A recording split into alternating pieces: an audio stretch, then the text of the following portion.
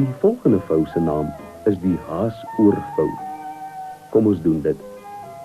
Kyk mooi.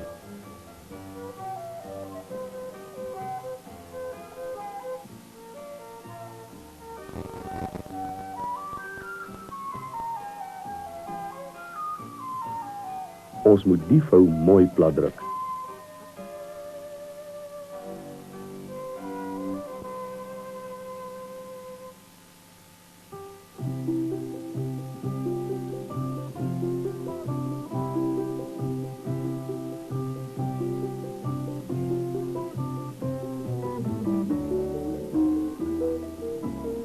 Nou maak ons altesaam 4 haasore, 1 vir elke hoek van die papier.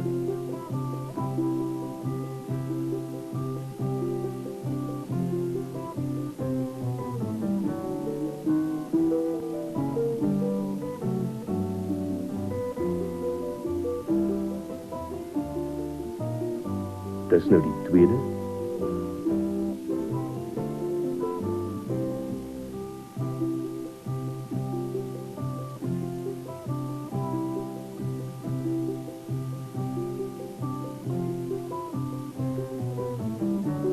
Moenie bang wees om die hele stukkie vouwerk oop te maak as dit nodig is om die laaste 2 haasore te voltooi nie.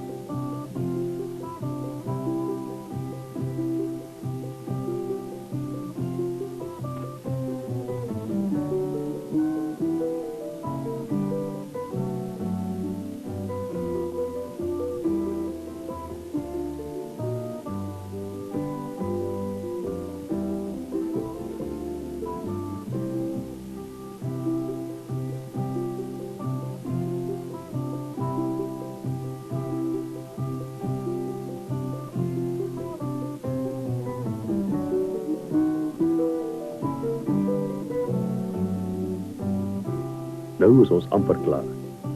Trek hierdie punt na die agterkant toe. Daar waar die 2 tekens is, moet jy 'n bietjie druk. Doen presies dieselfde by al 4 die hoeke. Hierdie hoekie moet net 'n bietjie gevou word. Die punt moet agtertoe getrek word. Hou die linker en regterkante van die papierblomblaar tussen jou vingers. Kyk goed. As jy die punt trek, sal die 2 kante bymekaar kom. Nou moet jy hulle plat druk, sodat die blomblare in posisie sal bly.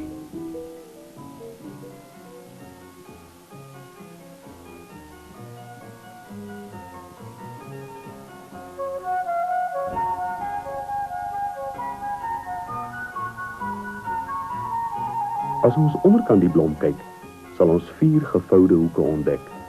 Maak hulle oop. Dis die laaste stappie. Kyk, dis 'n volmaakte papierwaterlelie, wat jare gelede deur die Japanners uitgevind is.